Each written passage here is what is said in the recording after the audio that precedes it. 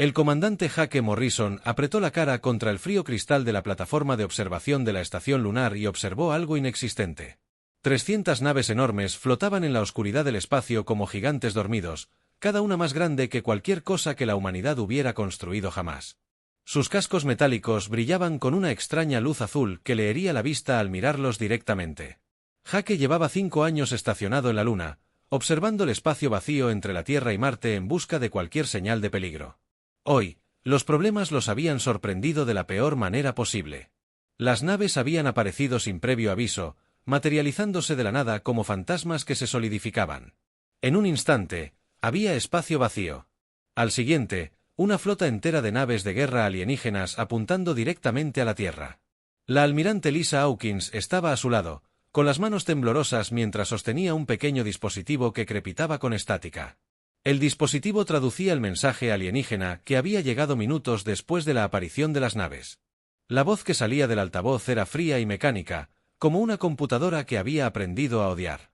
«Gente de la Tierra», dijo la voz. A través de la estática crepitante. «Se rendirán de inmediato. Su planeta y todos sus recursos ahora pertenecen al Imperio Zapiriano. Cualquier resistencia resultará en la destrucción total de su especie. Tienen 1 hora del planeta para responder». Jake sintió un vuelco en el estómago. Había leído los informes sobre el Imperio Zapiriano, los archivos clasificados que solo los oficiales militares de alto rango podían ver.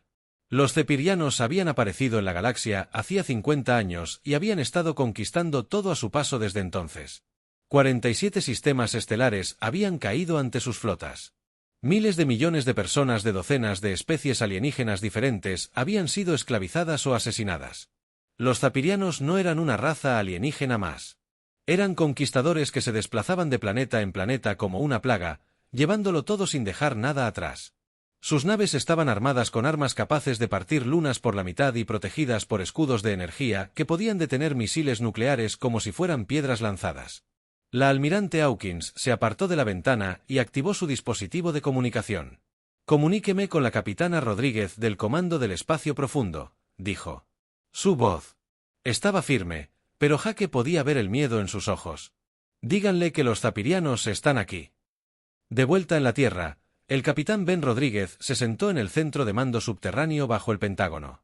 La sala estaba llena de pantallas y computadoras, todas mostrando diferentes vistas de la flota alienígena.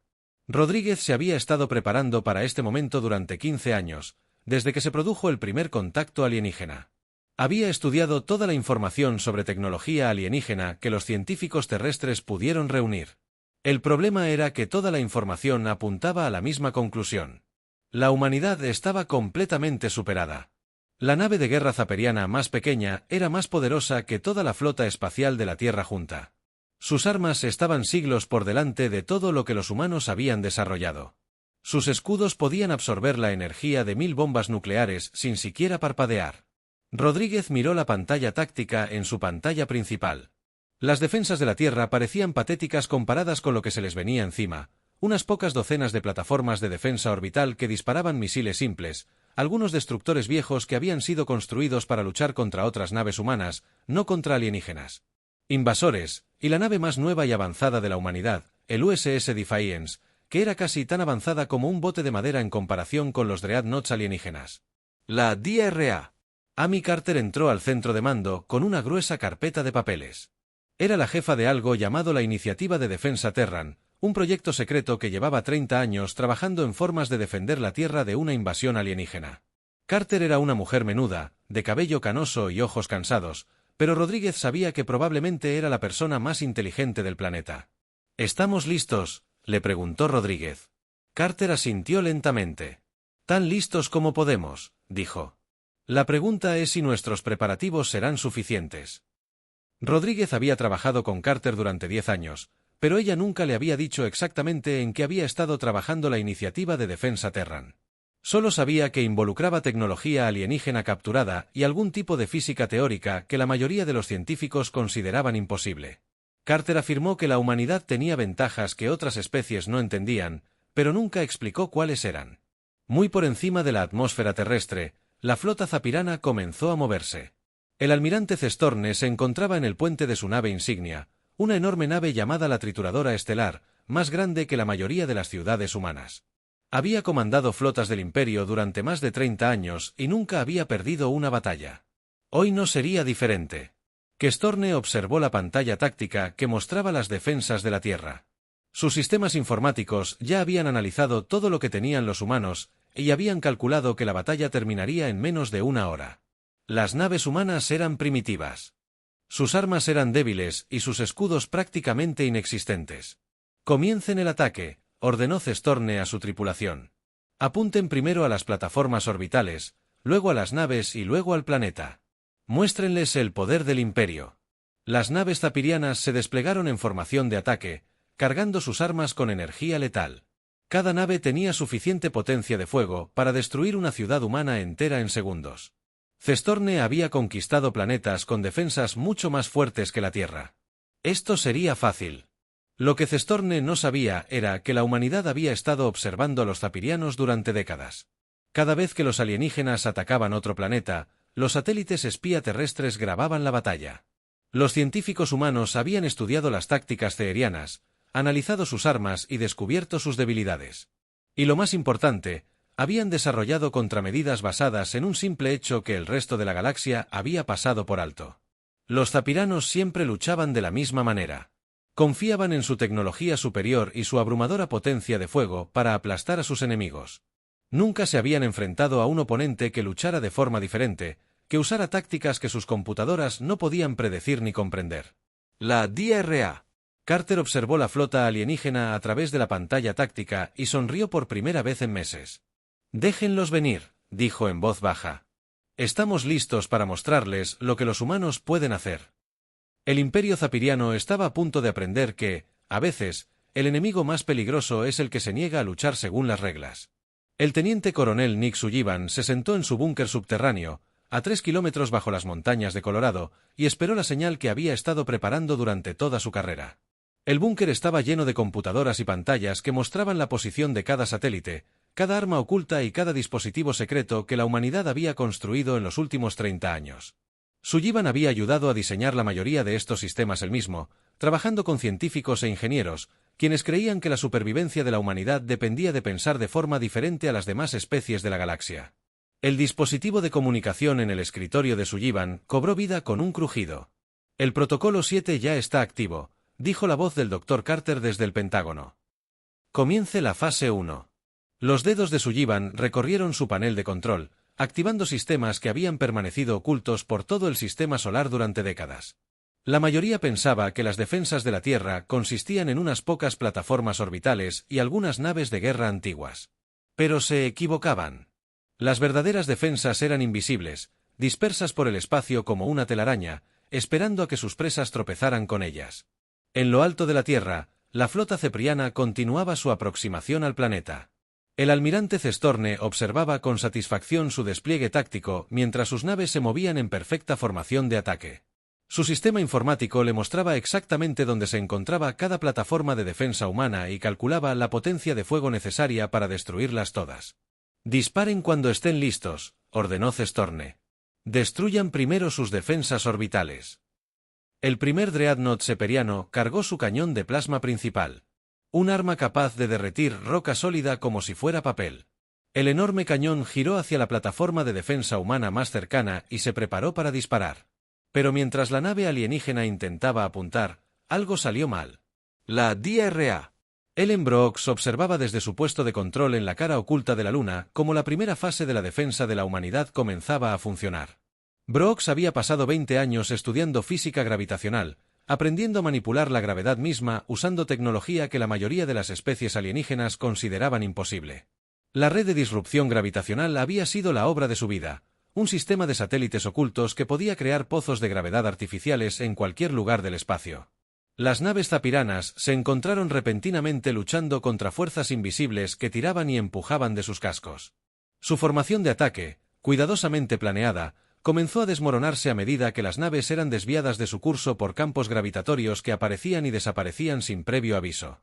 Los sistemas informáticos alienígenas se volvieron locos, intentando calcular rutas de vuelo que cambiaban cada pocos segundos. «¿Qué está pasando?», preguntó el almirante Questorne mientras su nave insignia se balanceaba lateralmente sin razón aparente. ¿Por qué mis naves no responden correctamente? Su oficial de navegación estudió sus instrumentos con confusión. Señor, estamos detectando anomalías gravitacionales masivas en todo el sistema, informó. Nuestros motores están luchando contra campos gravitatorios que no deberían existir. Questorne nunca se había encontrado con algo así. En 50 años de conquista, se había enfrentado a armas de energía, rayos de partículas, misiles nucleares y todas las demás formas de guerra convencional. Pero nadie había convertido la gravedad en un arma. Sus naves estaban diseñadas para luchar contra otras naves, no para luchar contra las fuerzas fundamentales de la física. El comandante Alex Turner se encontraba en la plataforma de lanzamiento de la principal base militar de la Tierra y observó cómo miles de lo que parecían simples misiles balísticos. Preparados para el despegue. Para cualquier observador alienígena, estas armas parecerían cohetes químicos primitivos con ojivas explosivas convencionales.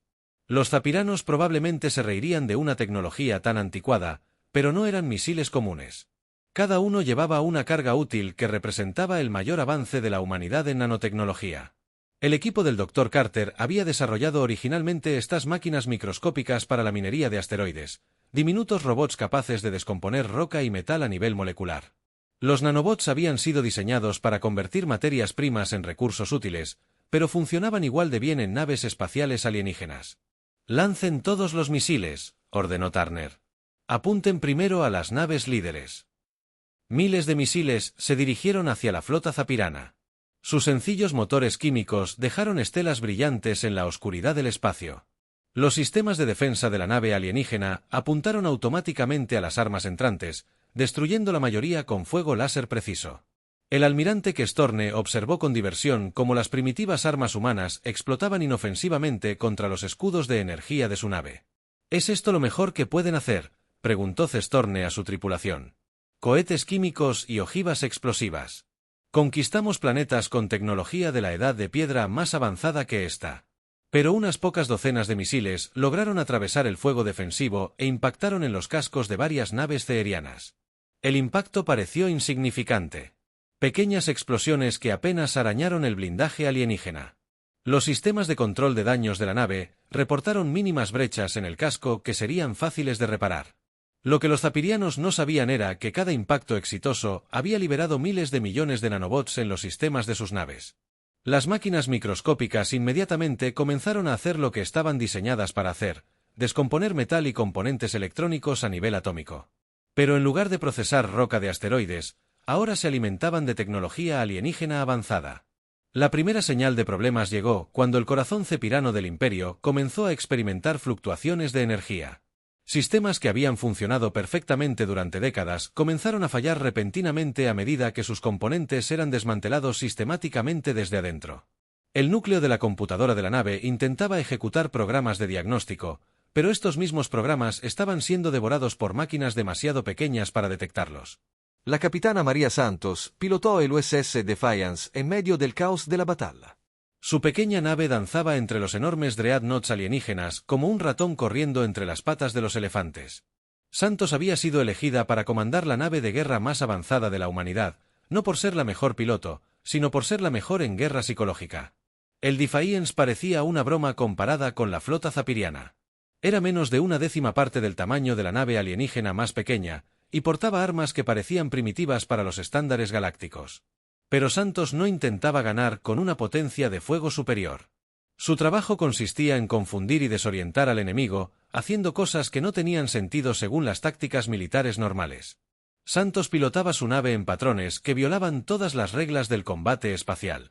Hizo giros repentinos que deberían haber destrozado su nave, aceleró y desaceleró de forma que desperdiciaba combustible y energía, y atacó naves enemigas con armas que eran imposibles de penetrar su blindaje para cualquier computadora militar racional. Sus acciones parecían la desesperada lucha de un oponente condenado. Pero ese era precisamente el objetivo. Las computadoras de batalla zapirianas habían sido programadas para luchar contra oponentes lógicos que seguían doctrinas tácticas predecibles. No podían comprender ni contrarrestar a un enemigo que actuaba deliberadamente de forma irracional. Santos no intentaba destruir las naves alienígenas con sus armas. Intentaba sobrecargar sus sistemas de inteligencia artificial con un comportamiento inanalizable. A medida que la batalla continuaba, cada vez más naves zapirianas comenzaron a experimentar misteriosos fallos en los sistemas. Los nanobots continuaron su trabajo invisible, convirtiendo tecnología alienígena avanzada en materias primas básicas. Los campos de disrupción gravitatoria seguían desviando a las naves de su formación, imposibilitando los ataques coordinados. El almirante Cestorne observaba su despliegue táctico con creciente alarma. Su flota se estaba desmoronando, pero no entendía por qué.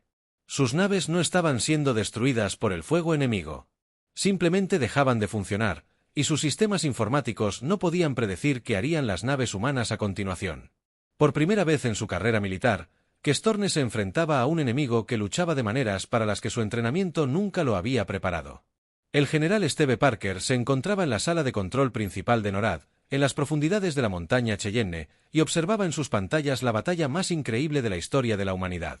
La flota zapiriana, que había parecido tan aterradora hacía apenas una hora, ahora luchaba contra armas y tácticas que nunca habían imaginado posibles. Parker había estado planeando este momento durante 20 años, estudiando cada batalla alienígena de la historia. Registrados y buscando debilidades que otras especies habían pasado por alto. Las pantallas mostraban docenas de naves ceerianas a la deriva, indefensas, por el espacio mientras sus sistemas fallaban uno a uno. Los nanobots funcionaban mejor de lo que nadie se había atrevido a esperar, devorando la tecnología alienígena como el ácido destruye el papel. Pero Parker sabía que la batalla estaba lejos de terminar. Los zafirianos aún contaban con más de 200 naves y comenzaban a adaptarse a las extrañas tácticas de la humanidad. «Comiencen la fase 3», ordenó Parker. «Activen la red de pulsos electromagnéticos». La DRA. Carol Mitchell había esperado esta orden durante toda su carrera. Era la principal experta en neurología alienígena. Tras décadas estudiando el cerebro, los patrones y los sistemas nerviosos de todas las especies alienígenas con las que la humanidad se había topado, su investigación había revelado algo que ninguna otra especie sabía sobre los zefirianos, una debilidad tan fundamental que podría destruir por completo su ventaja militar. Los zapirianos mejoraron a sus soldados y tripulaciones con implantes neuronales que conectaban sus cerebros directamente a las computadoras de sus naves. Estos implantes los convertían en combatientes increíblemente eficientes, permitiéndoles procesar información y reaccionar ante amenazas con mayor rapidez que cualquier criatura biológica normal.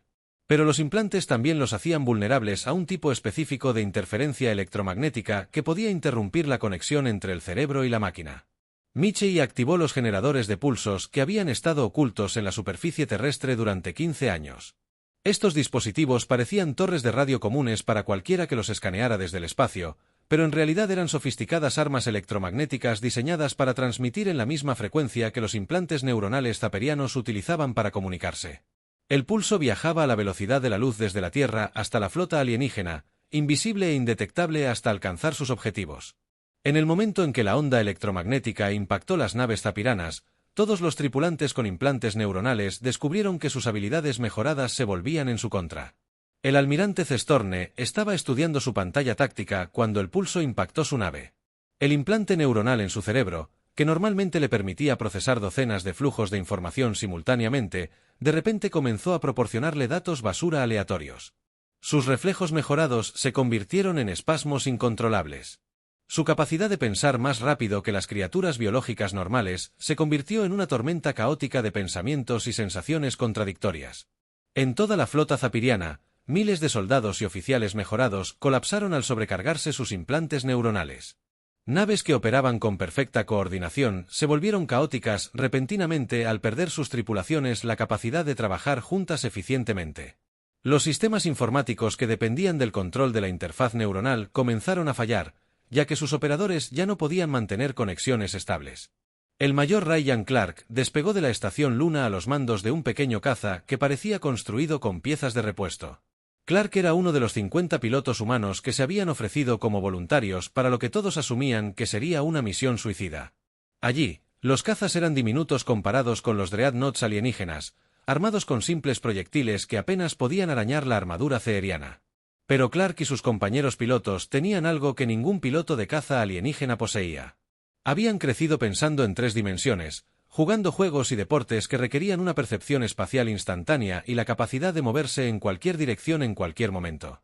La mayoría de las especies alienígenas evolucionaron en planetas donde solo podían moverse hacia adelante, atrás, izquierda y derecha. El concepto del verdadero combate tridimensional les era ajeno. Clark lanzó su caza directamente hacia la formación zapiriana, y de repente giró y aceleró hacia arriba en un ángulo tácticamente inconexo. Tras él, otros 49 pilotos humanos seguían rutas de vuelo igualmente imposibles que serpenteaban por el espacio como una danza mortal. Los pilotos de caza zapirianos intentaron interceptar las naves humanas, pero sus sistemas de puntería asistidos por computadora no pudieron predecir a dónde irían los humanos. Cada vez que las computadoras alienígenas calculaban una ruta de intercepción, los cazas humanos cambiaban repentinamente de dirección, violando los principios básicos de conservación de energía y lógica táctica. Clark disparó sus sencillas armas de proyectiles contra un caza zapiriano, sabiendo que sus balas no podrían penetrar su blindaje. Pero no intentaba destruir la nave enemiga. En cambio, intentaba obligarlo a maniobrar de forma predecible mientras su compañero atacaba desde un ángulo inesperado. Los pilotos humanos colaboraban de forma que confundían a las computadoras alienígenas, utilizando el trabajo en equipo y la intuición en lugar de respuestas programadas. La comandante Ellen Davis coordinó la batalla espacial desde su posición a bordo de una nave de carga reconvertida que servía como centro de mando móvil. Davis había estudiado todas las batallas zapiranas registradas y notó algo que otros analistas militares habían pasado por alto. Los alienígenas siempre lucharon según estrictas doctrinas tácticas que priorizaban la eficiencia y la asignación lógica de recursos. La doctrina militar humana era completamente diferente. Enfatizaba la adaptabilidad, el pensamiento creativo y la disposición a asumir riesgos que no tenían sentido en teoría, pero que podrían funcionar en la práctica. Davis ordenó a sus naves que ejecutaran maniobras que desperdiciaban combustible, las exponían al fuego enemigo y violaban todos los principios del combate espacial que enseñaban los militares.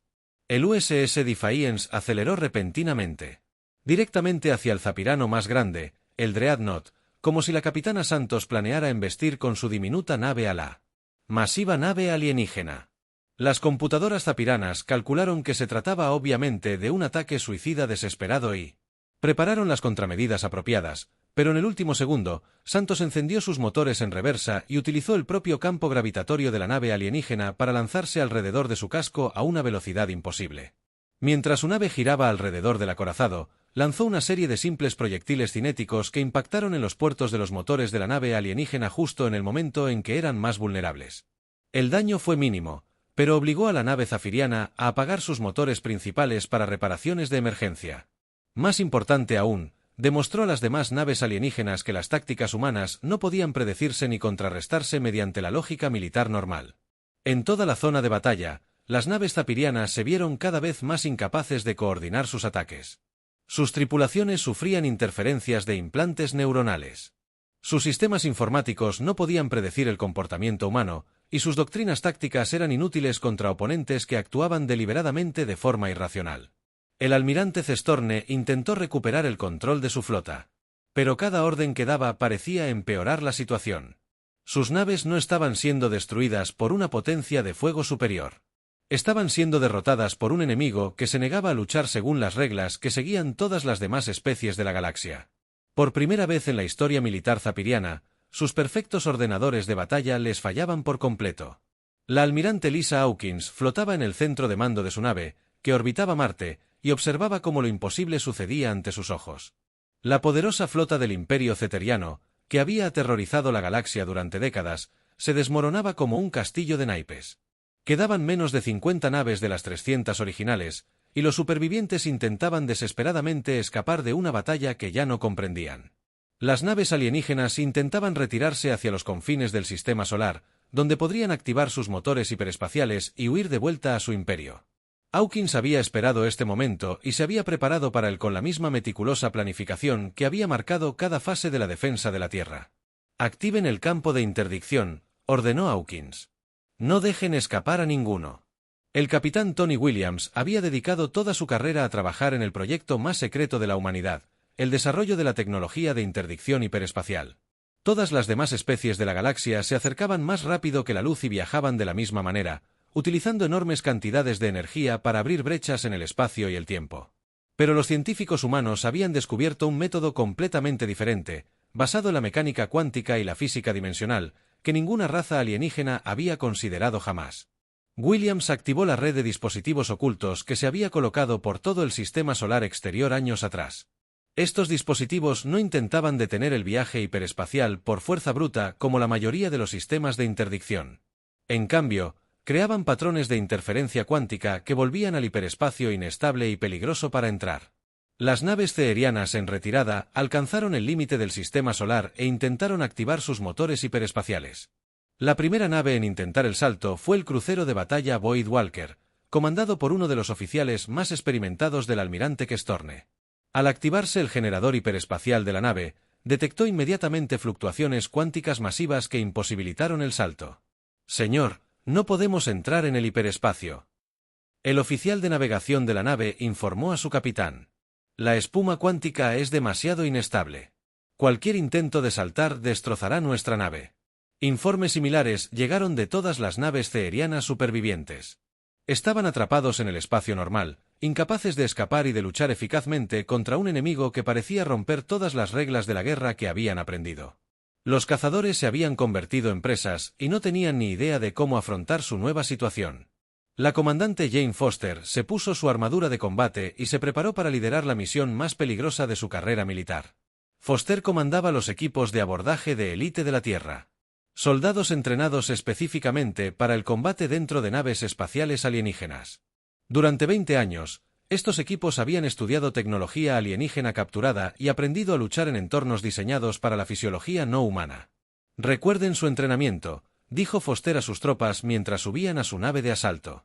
«Estas naves están diseñadas para criaturas con fortalezas y debilidades diferentes a las nuestras. Aprovecha eso». Las cápsulas de asalto se lanzaron desde posiciones ocultas por todo el sistema solar y se dirigieron hacia las naves zapiranas inutilizadas. Las cápsulas parecían simples contenedores metálicos, pero en realidad eran sofisticados sistemas de lanzamiento diseñados para penetrar cascos alienígenas e insertar soldados humanos directamente en las naves enemigas. La cápsula de Foster impactó el casco del Dreadnought Starcruiser e inmediatamente comenzó a cortar el metal alienígena con desensambladores moleculares. En cuestión de segundos, ella y su equipo estaban dentro de la nave enemiga, respirando aire reciclado y moviéndose por pasillos diseñados para criaturas del doble de su tamaño. Los guerreros zapiranos, que intentaron detenerlos, descubrieron que sus siglos de entrenamiento militar no los habían preparado para luchar contra humanos en combate cuerpo a cuerpo. Los alienígenas eran más fuertes y resistentes que los humanos, pero se movían con patrones predecibles basados en su rígida doctrina militar. Foster y su equipo se movían como el agua, sorteando obstáculos y atacando desde ángulos inesperados. Cuando un soldado cefiriano esperaba que se retiraran, avanzaban. Cuando los alienígenas se preparaban para un asalto frontal, los humanos atacaban desde arriba y desde abajo simultáneamente. El Dr. Kevin Anderson había dedicado su carrera al estudio de la biología y la fisiología alienígena, aprendiendo las fortalezas y debilidades de cada especie con la que la humanidad se había topado. Su investigación había revelado que los zafirianos, a pesar de su tecnología avanzada, tenían varias vulnerabilidades explotables en su diseño físico. Los guerreros alienígenas dependían en gran medida de su fuerza mejorada y su armadura natural, pero sus articulaciones eran vulnerables a ataques desde ángulos específicos. Sus reflejos mejorados los convertían en letales y fáciles de combatir, pero se confundían al enfrentarse a amenazas multidireccionales.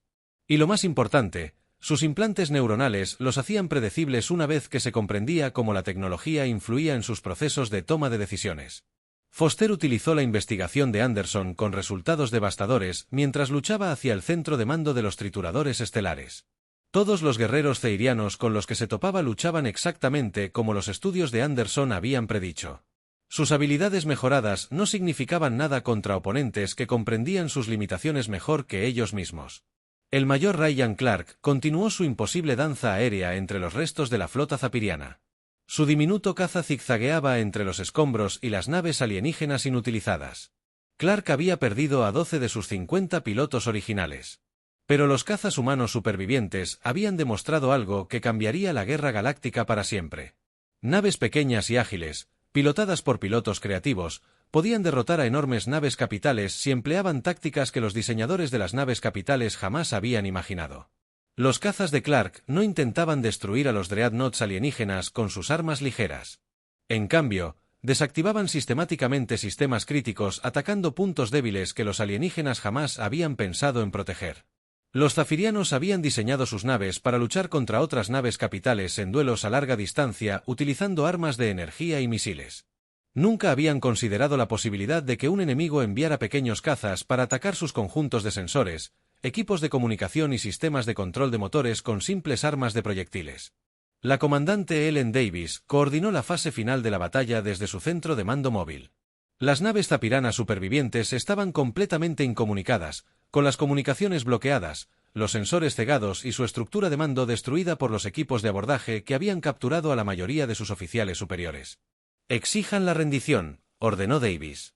«Díganles que tienen una oportunidad de rendirse antes de que terminemos de destruir su flota».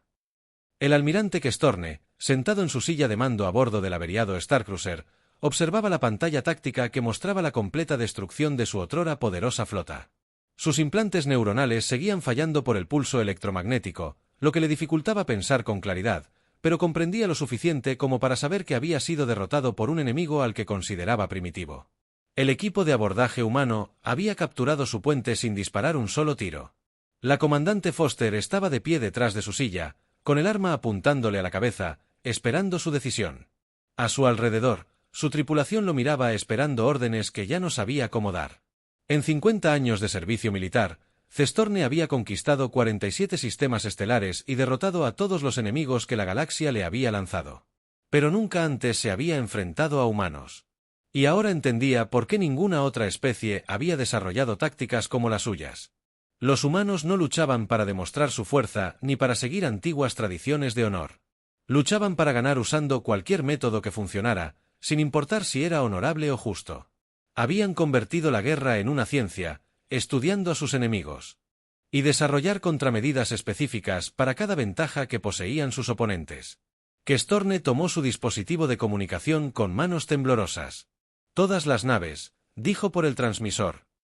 «Aquí el almirante Questorne. Ríndanse a las fuerzas humanas de inmediato. La batalla ha terminado». 3 días después de la batalla que conmocionó a la galaxia, el comandante Jake Morrison recorrió el Dreadnought zapiriano capturado, que ahora estaba atracado en la estación lunar. Ingenieros y científicos humanos se movían por los pasillos alienígenas con entusiasmo. Niños explorando un nuevo parque de juegos, estudiando tecnología siglos adelantada a todo lo que la Tierra había construido. La tripulación original de la nave había sido reubicada en instalaciones seguras en la Tierra, donde recibían un buen trato, pero se mantenían bajo estricta vigilancia.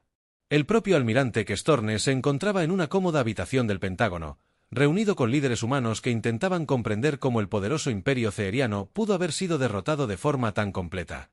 Morrison se detuvo frente a una enorme ventana que mostraba docenas de otras naves alienígenas capturadas flotando en el espacio alrededor de la estación lunar. Cada nave era cuidadosamente desmantelada por equipos de rescate humanos que descubrían secretos que harían avanzar la tecnología terrestre cientos de años. La doctora Amy Carter se había convertido de la noche a la mañana en la persona más famosa de la Tierra. Todas las cadenas de noticias querían entrevistar a la mujer que había planeado la victoria imposible de la humanidad. Pero Carter estaba demasiado ocupada lidiando con las consecuencias de esa victoria como para hablar con los periodistas. Su oficina estaba inundada de mensajes de gobiernos alienígenas de toda la galaxia, todos con la misma pregunta. ¿Cómo había logrado la humanidad lo imposible? Carter, sentada en su oficina del Pentágono, leía los últimos informes de inteligencia de las redes de espionaje humano de todo el espacio conocido. La derrota de la flota zapiriana había conmocionado a todas las civilizaciones alienígenas. Especies que habían vivido atemorizadas por el imperio durante décadas, de repente preguntaban si los humanos estarían dispuestos a ayudarlas a defender sus propios mundos. «Señora, tenemos otro mensaje de la República Altariana», dijo su asistente, entregándole un dispositivo de comunicación. «Nos ofrecen 50 millones de créditos si les ayudamos a defender su sistema natal de los zapirianos». Carter sonrió al leer el mensaje.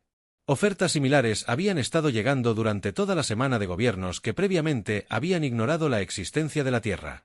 De la noche a la mañana, la humanidad había pasado de ser una especie menor en los confines del espacio, conocido a ser el aliado militar más codiciado de la galaxia. La almirante Lisa Hawkins revisó los últimos informes estratégicos de las colonias exteriores, donde naves humanas patrullaban sistemas que habían sido territorio zapirano hacía apenas unos días. 17 sistemas estelares diferentes habían declarado su independencia del imperio y solicitado la protección de la Tierra. El equilibrio de poder en la galaxia había cambiado tan drásticamente que incluso las civilizaciones alienígenas más antiguas y poderosas luchaban por comprender la nueva realidad. «El imperio zapiriano se está derrumbando», declaró Hawkins ante el Consejo de Defensa de la Tierra. Su ejército se construyó sobre la idea de que eran imbatibles en el combate espacial. Ahora que hemos demostrado que eso estaba mal, sus especies se rebelan por todo su territorio.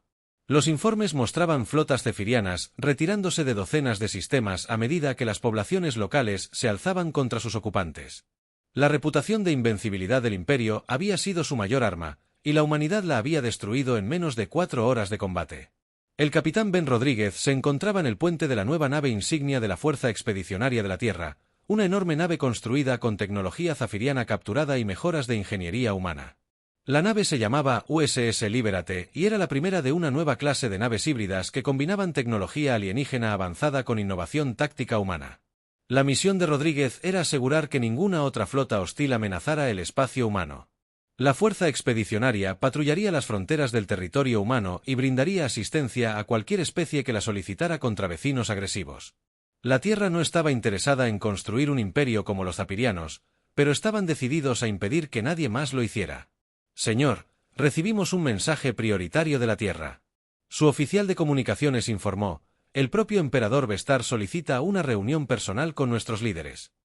A Rodríguez no le sorprendió la noticia. Los informes de inteligencia indicaban que el imperio zapiriano estaba sumido en el caos. Con rebeliones estallando en docenas de mundos y la flota imperial temerosa de enfrentarse a las fuerzas humanas, el emperador, que antes había desestimado a la humanidad como una molestia menor, ahora estaba desesperado por evitar el colapso total de su civilización. La DRA. Carter recibió el mensaje del emperador zapiriano en su oficina del Pentágono e inmediatamente convocó una reunión de emergencia de los líderes de la Tierra. El mensaje era simple pero histórico. El emperador Bexistar estaba. Normalmente solicitaba negociaciones de paz y ofrecía reconocer la soberanía humana sobre cualquier territorio que reclamaran. Tiene miedo, dijo Carter a los líderes reunidos. El imperio zapirano dedicó siglos a construir su poder con la convicción de que su ejército era imparable. Hemos demostrado que cualquier problema puede resolverse si se aborda desde una perspectiva que nadie espera. El presidente Johnson escuchó el análisis de Carter y tomó la decisión que transformaría la política galáctica durante siglos. Nos reuniremos con él, dijo Johnson, pero no para negociar nuestra rendición ni para discutir los términos de nuestra protección. Nos reuniremos como iguales. La reunión tuvo lugar en una estación espacial neutral en el límite del territorio zapiriano. El emperador Bexar llegó con una pequeña escolta de sus naves leales restantes, mientras que la Tierra envió una sola nave con su equipo diplomático. El simbolismo era claro. La humanidad ya no necesitaba negociar desde una posición de debilidad. Bexar era un alienígena imponente con piel escamosa y múltiples brazos. Mejorado con implantes cibernéticos que alguna vez lo hicieron parecer un dios ante sus súbditos. Pero sentado frente a los negociadores humanos, parecía cansado y derrotado. Su imperio se desmoronaba a su alrededor, y sabía que solo la Tierra podía ayudarlo a evitar el colapso total. Su especie ha logrado algo que creía imposible, dijo Vectar a través de su traductor. Han revolucionado la guerra misma. Quiero entender cómo lo hicieron. La DRA.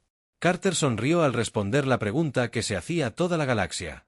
Tuvimos éxito porque nos negamos a aceptar que ningún problema tuviera solución. Dijo que todas las demás especies de la galaxia intentaban construir mejores armas y escudos más fuertes. En cambio, decidimos cambiar las reglas del juego. Las negociaciones duraron 3 días y resultaron en el Tratado de las Almas, un acuerdo que puso fin formalmente a la guerra entre la Tierra y el Imperio Zapiriano.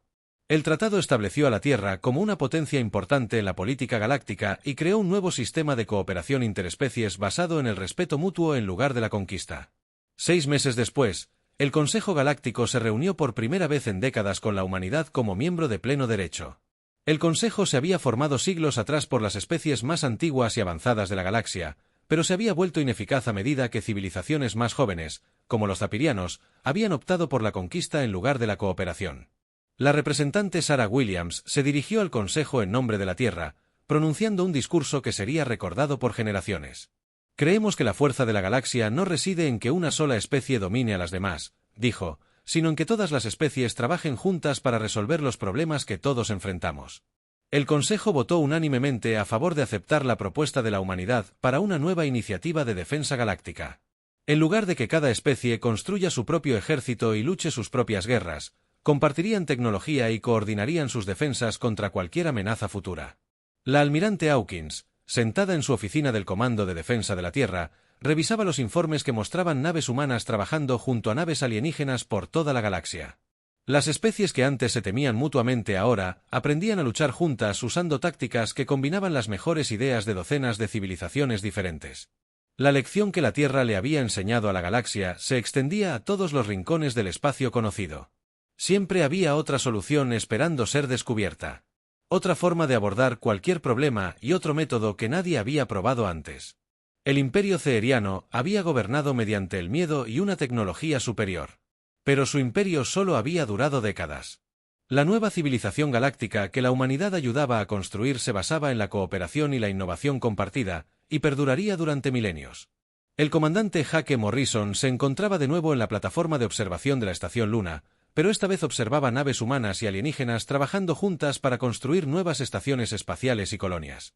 La oscuridad del espacio se llenaba con las luces de docenas de civilizaciones diferentes, todas trabajando hacia un objetivo común, la exploración y el descubrimiento. La humanidad había demostrado que el enemigo más peligroso de cualquier problema era una especie que se negaba a aceptar que el problema no podía resolverse.